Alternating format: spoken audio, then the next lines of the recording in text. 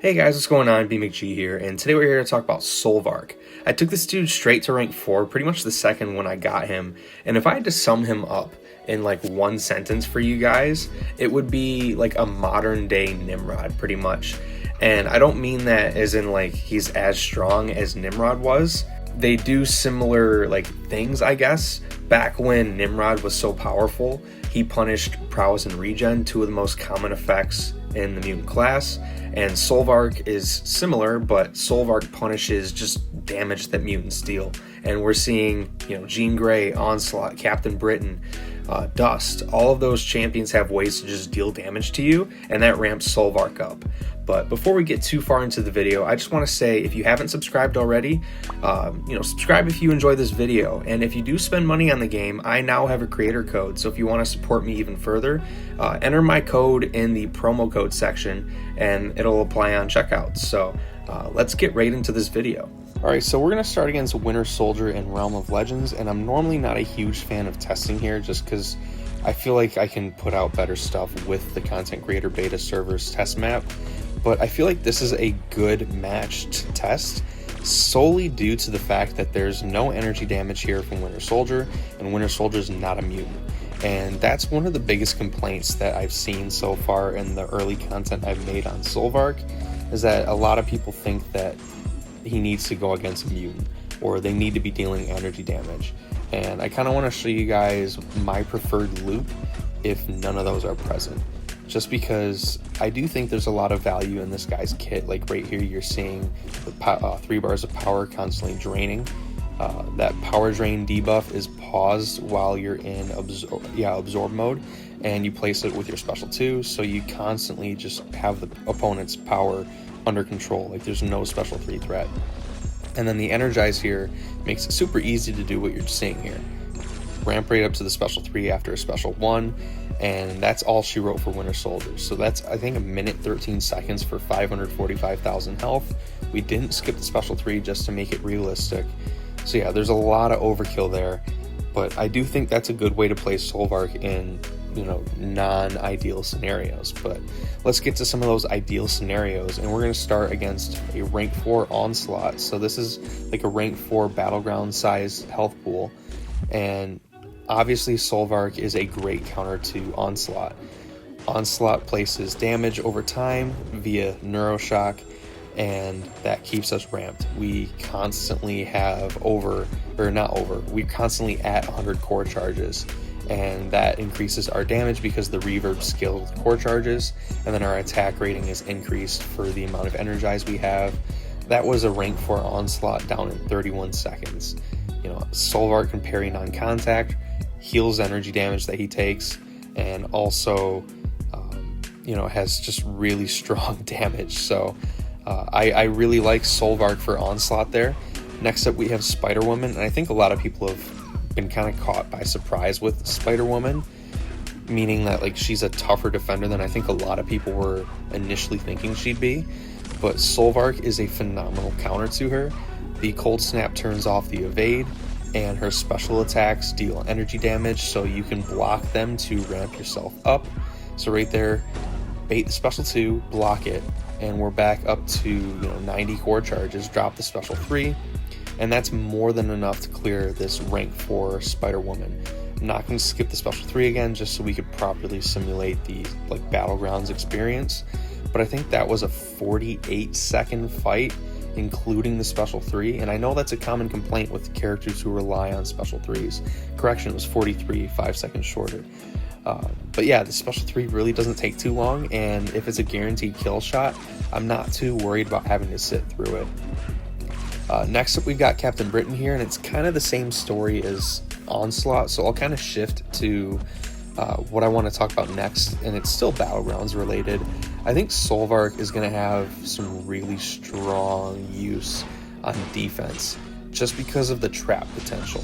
There's a lot of characters that deal energy damage, and if you're using a character who deals energy damage against him, or a mutant, he will inflict that kinetic discharge if he hits 100 core charges, and that reflects, I think, half the damage back that he takes as energy damage, or half the energy damage he takes back. It's complicated wording, but basically if you use energy damage against this guy, it's going to really hurt because he'll reflect it back to you, and you can kind of trap people like what people would do with Human Torch or Magneto. So there's some cool stuff there, and he's also he's super tanky. He has like a ton of critical resistance. It's kind of nuts. But next up we have Dust here, and this is in Alliance War. This is where I really think Solvark shines. This is Path 6, Phantom Bleed, Spinning Wheels, and I think Dirty Work. Dust is pretty much going to be constantly in Sandstorm here. I was trying to avoid it at the start, and then I was like, you know what? I'm just going to have to deal with it. So she's got the Sandstorm constantly going, but that fuels our core charges because she's dealing damage to us. She's a mutant. I believe it's just direct damage that the Sandstorm deals. You guys can correct me in the comments below like you always do, but it doesn't matter. She's a mutant, so if she deals damage, it's going to ramp us. So yeah, we're going to bait the special 2 here just to be safe, and there we go, 5-hit combo into the special 3. That's it. She's done. And she's, you know, this was pretty easy, and this is a decently hard placement. It's decently annoying, at least, just because of the chip damage. So yeah, that was a over 300,000 damage special 3, and took us 49 seconds to do that, so pretty sweet. Now we have Node 38 Captain Britain here. This is Ebb and Flow Knockdown, and right back at it. So she's got a protection. We have to knock her down to get rid of it.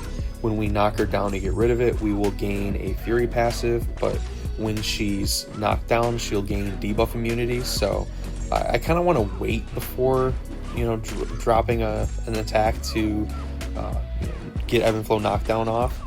Right here, something really cool, the power drain sticks just long enough to remove, you know, drain the power down, so she's not at a special 3, but the power drain debuff did go away. So if I had to do this over again, I would switch to just going for the special 1 immediately. But right here, I think we're gonna punish her special 2 with Abby attack. Yeah, there we go. We get the Ebb and Flow Knockdown on cooldown, and now we just 5-hit combo, or no, we dropped the special 2. Still deals quite a bit of damage, and she drops her special 2. We're reflecting some of the damage that she's dealing to us from the Neuroshock. It's a really solid fight here. It's super safe. And then even when she hits us, all of her attacks deal energy damage, so we're going to heal half of it anyways. I really like Solvark. And yeah, there we go. She's done. So I think that was might have been a rank 3 Captain Britain in Alliance War in 73 seconds. So it's really not too bad there. Next up, we have Winter Soldier, or not Winter Soldier, I'm crazy.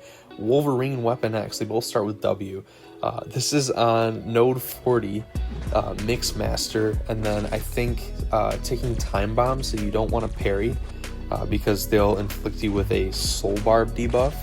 But the Cold Snap here, like we showed against Spider-Woman, turns off Evade. So Mixmaster here, it doesn't matter once you get that first Cold Snap up. And, you know, we took some damage there against Weapon X, but since Solvark is just so tanky, it doesn't really matter. We dropped the special 2 here to go for the controlled loop, so we just constantly have this guy's power draining.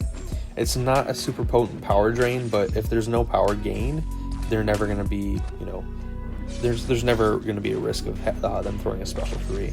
So I think we're just going to have to wait out one more Berserk cycle before we can just completely nuke this dude down with a special 3. So we just need this guy to drop the special 1. It's funny because this is where the power drain kind of plays against us, but we get the intercept there, we get the Cold Snap, so we have the long, you know, evade cancellation, or whatever, we're turning off the evade, and now we just need to drop a special 1. We got a nice little intercept there, and 5-hit combo into the special 1. We don't get the intercept there, but 2 hits pretty much gets us to a special 3, and I think that's it for Weapon X. And this dude had over, I think, 75% health before the special 3, and there we go. I think that was a 500,000 special 2, so it's nuts. There's a lot of range here against mutant champions. But next up we have Enchantress. She is one of the harder defenders in the game. She's a 5 out of 5 Mystic Defender. This is the same node we saw Captain Britain on, Ebb and Flow Knockdown, right back at it, and Aggression Prowess. For those who don't know, Enchantress, all of her attacks deal energy damage, and like we mentioned earlier, that ramps up Solvark. So I'm seeing a trend, like there's a lot of annoying defenders that deal energy damage, and Solvark is very good for those champions who do all that. So we're just going to play pretty normally here. We want to clear a lot of these prowess before she drops her special 1, just because her special 1 into block could hurt decently, even though we'll regen half the damage. But now we got to clear her spells again, and yeah, I really hate fighting Enchantress, but Solvark makes it very hard to die. Not sure what happened there. I'm not sure why we got parried. Maybe I was a little slow in getting off my combo, but that felt very strange. So yeah, now we just need to drop the special 1, get all those armors, and then now we just need to get another special 1, convert those armors back into energize, and now we just need to get back up to our special 3 and drop it once we have it ready, because it's just gonna end the fight. So we need to block some hits. So yeah, we're back to 100 charges. So if we land the intercept, beta heavy, punish with ours, now we can drop ours. A little tricky to get that special 3 off, but once you guys see the results, it's like, okay, it was worth it. But I really wasn't in any risk of dying there, because we constantly regen energy damage. And there we go, 420,000 special 3 to finish the fight. So yeah, next up we have Onslaught on node 40. So this is Power Focus 2 and Bubble Shield. And then there's also Scared Stiff here. So Solvark's signature ability here can come into play by protecting you from Crush and Unblockable from Bubble Shield, but I don't really let it do anything here, just because Power Focus 2 makes it to where you can just do this. Ignore everything that Onslaught does. You don't need to let him throw a special attack. Just constantly punch this dude. You're never going to have to worry about Onslaught getting to a special 3. And we drop the special 1 here. Have all that energized. We get to drop another special 1 here if we feel like it. I think we're going to go for special 2. Yeah, special 2 is going to close out the fight. And there we go. 50-second fight against Onslaught. That's a rank 4 Onslaught, by the way. Next up we have Jean Grey here. This is a rank 4 Jean Grey on node 44. Hazard shift poison and rupture, and then there's also stun immunity, so this one's a decently tough fight, but like I said, Solvark is just going to do awesome things against mutant champions. And you know, even though that rupture isn't energy damage, we're going to take damage from, you know, rupture. Obviously we're not going to heal half of it, but we are going to ramp our core charges from it because it's technically damage coming from a mutant champion. So I believe we go for the special 2 here, just for the full control loop that I like to do, and just to guarantee the special 3 kills. I prefer doing it just because you can make sure you have extra armor to be extra tanky, and then when I drop the special 1, you guys will see I'll have 5 armor left over. I like having that just in case the special 3 doesn't KO in longer fights, even though I've never really had that happen before yet. We get a nice intercept, drop the special 1, and now we just need to, you know, get our opening and drop the special 3. So right there we clear her shield, drop the special 3, and I actually think this one's going to be just shy of finishing the fight. So let's see, she's got 78% health. Drop the special 3 and boom, 8% health left. Not a huge deal because those energize that we have give us increased attack rating for each one, and we drop the special 2 and it's done. So a minute and a half for rank 4 Jean Grey. She's pretty tanky, and that went pretty well. Next up we have Cassandra Nova here on node 46. There's Aspect of Evolution, Enhanced Special 2, Steady as She Goes, and Enhanced Power Gains. So Solvark is a wonderful counter to Cassandra Nova here, because on her specials she can inflict Neuroshock through block, and you actually want to purposely block one hit of the special 1 just so you get that Neuroshock to keep your core charges ramping up, and it just makes this fight a breeze. So we drop the special 1 here, get the 5 energize, and we just need to block more special attacks from her. So we have those Neuroshocks taking us down and keeping our reverb at the highest potency possible. So see how we are at 100 core charges and it's constantly staying there. Drop the special 2, looking good. This one's going to be a little bit longer just because it's a mini boss fight and we don't go for the special 3. But yeah, it's extremely safe again because all of her attacks deal energy damage, and like I said numerous times so far, Solvark heals from energy damage, so there's really not much threat here. So I guess we could kind of shift towards the point that I tried to make earlier on in the video, more as a joke, but I guess as we're watching this it makes more sense to like take it seriously, I guess. When Nimrod came out, it was when prowess and regen was like the top threat, I guess, in the mutant class, and he became the best at shutting it down.